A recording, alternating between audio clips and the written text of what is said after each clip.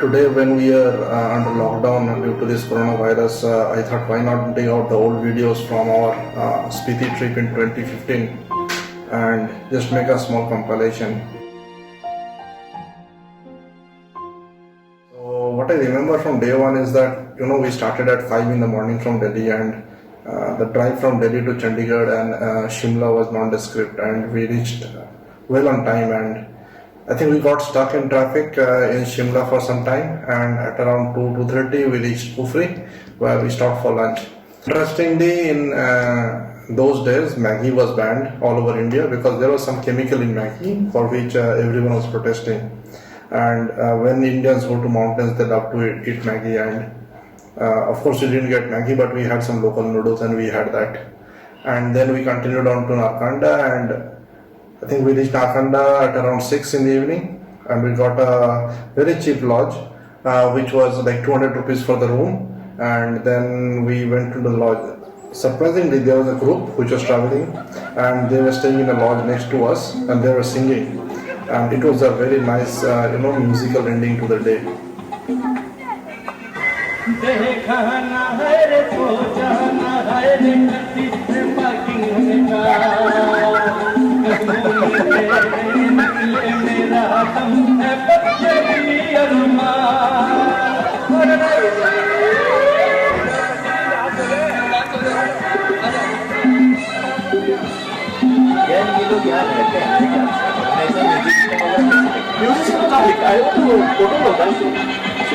दिल है कौन कहा नहीं जाए, चुप भी तो रहा नहीं जाए।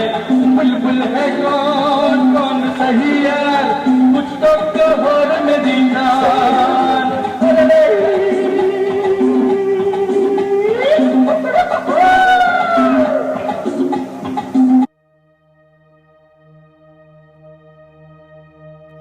After the long drive on day one, I think day two was really refreshing because we were in the mountains, away from the traffic and all the pollutions. And driving from Narkanda, we went down first all the way to Rampur, and it again became hot while we were driving along the banks of Satluj River.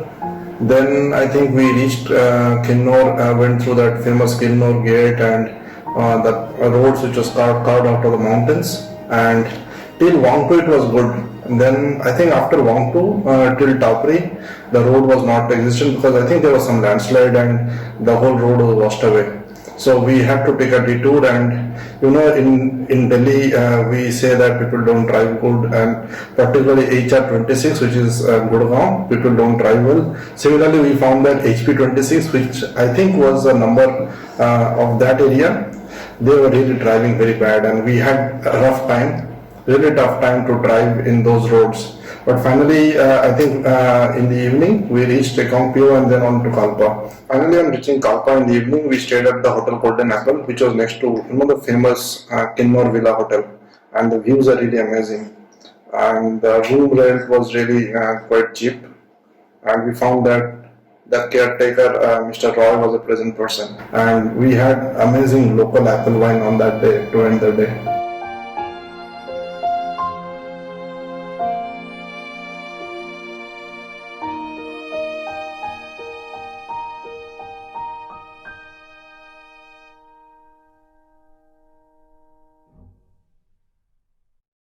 Kalpa, I will say, is one of the most beautiful places you can go in the Himalayas.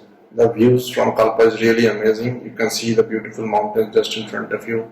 Sunrise, sunset, all are equally nice. And to top of that is all surrounded by beautiful apple trees, and you can see apples particularly in August and September. So we had a nice time in Kalpa, and then we started in the morning. The first thing we did is that on the day two, we had some sound coming from the car. We don't know what it was. So we decided to get the car checked at Rekongpio.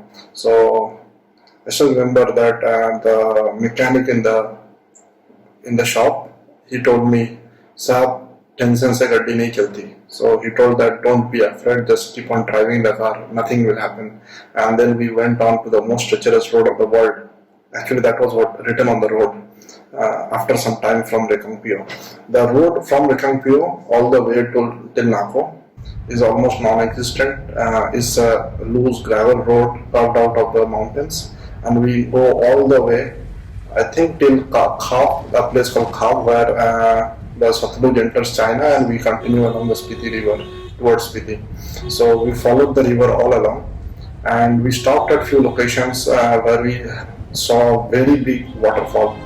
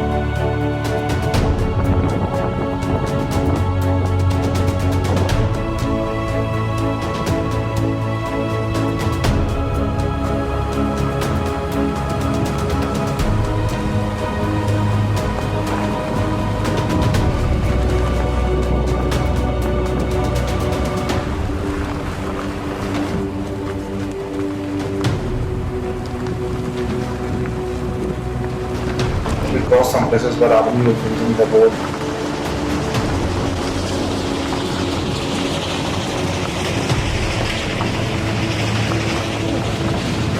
And then finally in the around 3 o'clock we reached the bottom of Nako, which is Kaza, and then we went through the loops all the way to the top, and we reached the Nako village.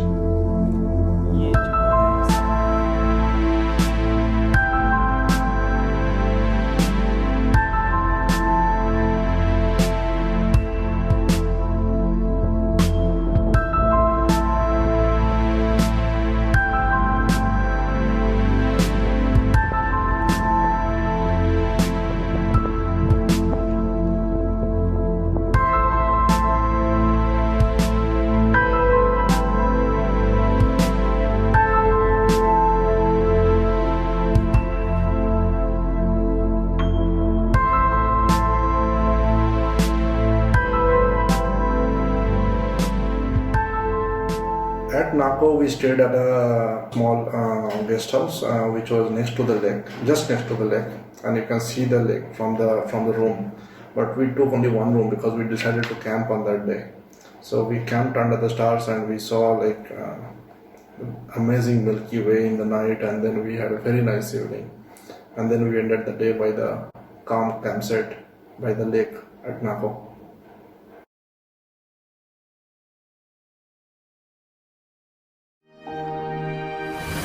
After spending a night in Nako, which is at an elevation of 3,600 meters above sea level, we started early morning on day 4.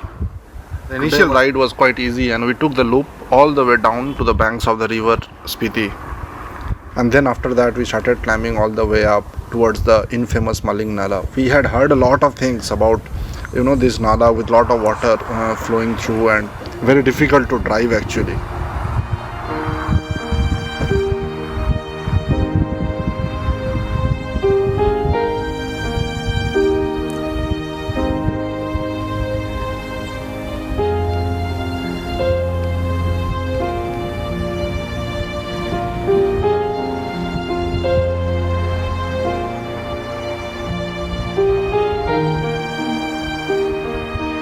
have seen that I never have motion sickness, but on that day the fear was gripping me and I started feeling unwell. And the road was really very narrow, and my friend Sudesh, he went out, he was guiding me how which way to go and how to negotiate the turns, but it was really difficult. And those 10 to 15 minutes, remember, toughest time I had in the whole trip. Finally, everything didn't go well and we got stuck near Sumdo, where there was a big landslide. Then when the landslide cleared, we started moving towards Tabo, and we had lunch in Tabo. We met a group of bikers who were coming from Manali side, and they told that at some places they encountered water on the road, which was like knee deep. So we got really scared. Then after lunch, we again started driving towards Kaza, and we reached Kaza in the evening.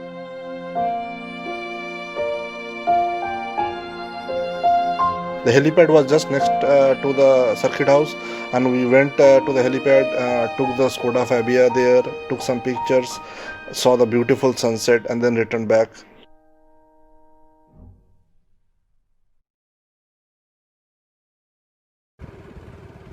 Kaza is a small town in the Spiti Valley. In fact, it is the main town of the region. Our stay at the circuit house was quite pleasant. In fact, when we woke up in the morning, we had some bad news. Swapnil was not feeling well. He had some kind of stomach upset. Maybe the high altitude is taking over, or we don't know. Like maybe the chicken curry we had yesterday night was not good. Swapnil decided to stay back and take rest, while me, Sudesh, Ankur and others, we all decided to start moving towards the beautiful village of Langza. The drive was not bad.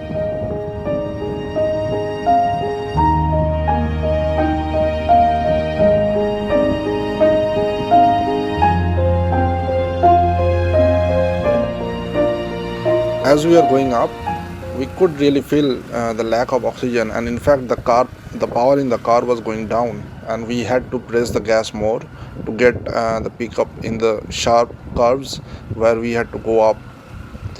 In fact, Ankur was trying to drive the Desire, which was diesel powered, and it was really difficult to drive a diesel car with such a low capacity engine. But finally we made it to Langza.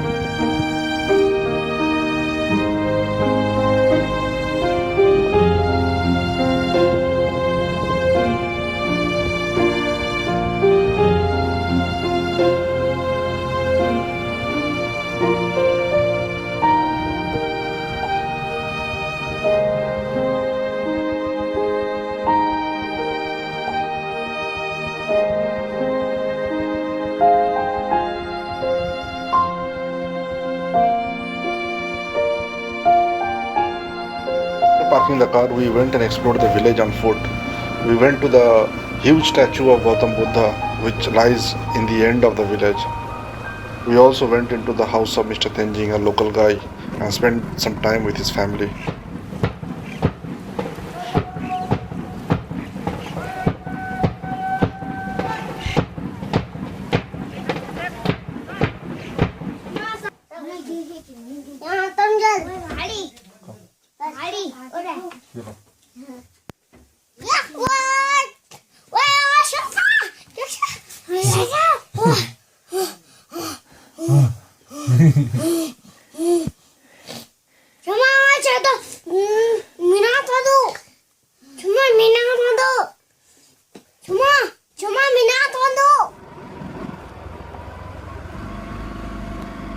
After exploring Langza for few hours, we went down towards Kaza.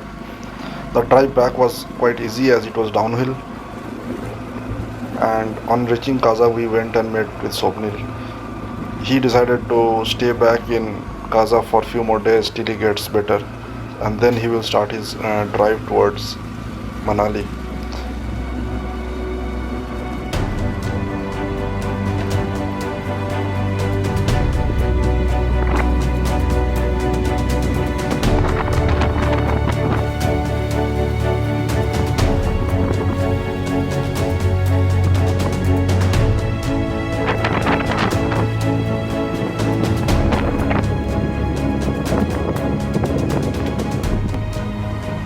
We thought why not go ahead to the village of Losar so that we can start early for Kunzum Pass the next day.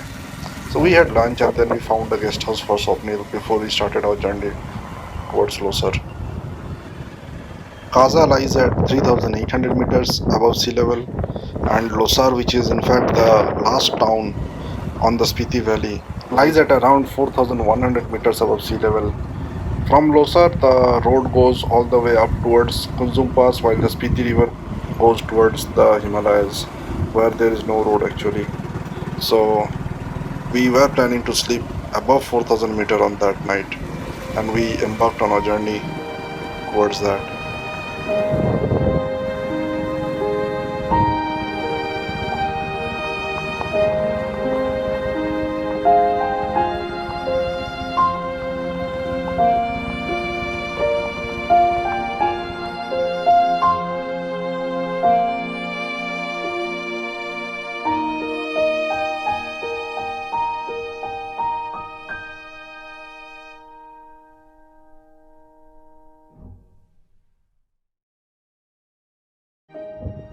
Yes, we finally made it to Kunzum Pass, and we never thought that we can make it all the way up to Kunzum on a Skoda Fabia. From Kunzum, the way down towards Batal and towards Manali, there was no road actually. It was all rocks and water flowing on the road. At some places, we saw that there was a lot of black ice. It was very cold in the early morning. I think it was at around 8 a.m. in the morning we crossed Kunzum, and literally Sudesh was driving and me and Ankur, we came out of the car. We were guiding him on how to go, which way to go, how to negotiate the black ice. It was really a tough drive on a small car in this terrain. At some places the car was skidding and I was moving ahead of the car and I was trying to help Sudesh negotiate. Thankfully, by coming out, we can see the beautiful sceneries all around. The river Chandrabhaga was flowing below us, and we can see the camps of Batal down below. What lies ahead is much more daunting. We initially had a plan to go to Chandratal on day 6. We could not sleep well in the night, and most of the members were not doing fine. So we cancelled the plan of the trek to Chandratal because the road was not open, and we decided to continue on the road trip all the way to Manali. After Batal, we encountered a place where we saw like around 10 feet to 20 feet of walls of ice. Those were basically glacier. So the government has cut out a road through the glacier for the people to move around. So it was more like driving on a river bed or rocks rather than on a road, and this was the first time I really drove through a glacier.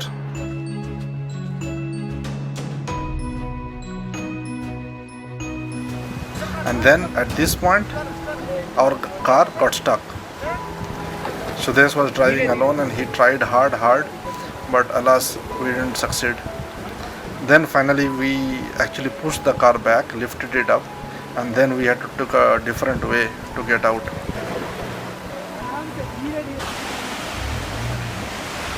The drive between Batal and Chhatru is a pure off-road drive. There is running water, there are sharp stones, and not to forget, the scenery all around is stunning.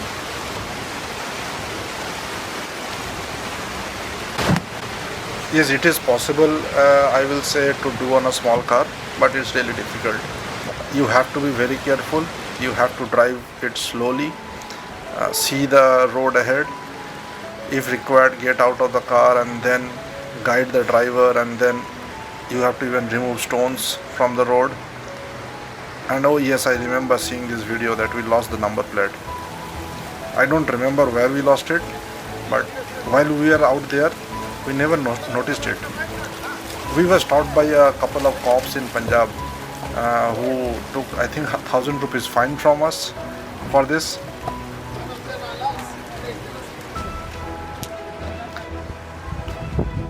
Siddharth probably lost a couple of kilos that day because he was walking and the desire was driven by the local driver he got for this particular stretch.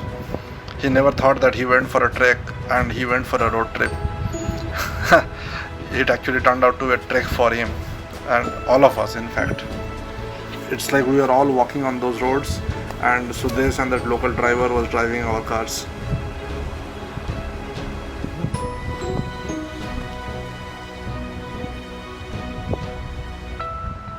The drive from Batal all the way till Rohtang was literally a nightmare for all of us. This 65-kilometer stretch took us 7 hours. It is much easier for a small car to negotiate early in the morning when the water is much less. But as the days go by, the water goes up and it is really very, very difficult for a small car or a motorcycle to negotiate these rapids. We reached Chotadhara at 11 in the morning and then Chatru at 12:40 and Gramfu at 3 o'clock. The glacier on the road and the rocks, these all continued all the way till Rohtang Pass. We could see big glaciers, small glaciers, water on the road, huge waterfalls coming from top of the mountains, whatnot, and luckily we covered through all these patches slowly with some help from all of the team members.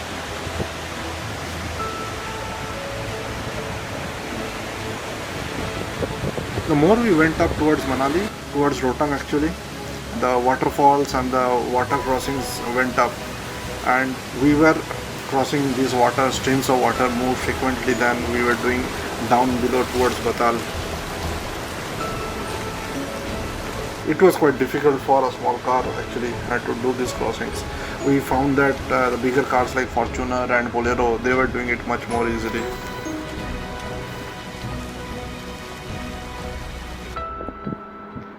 And I still remember Abhay, who owned the Desire. He is actually the owner of the taxi from Gurgaon. And in fact, he became a tourist like us and he was clicking pictures of the scenery and while the local driver was driving his car. I never in my life thought that something like that will happen.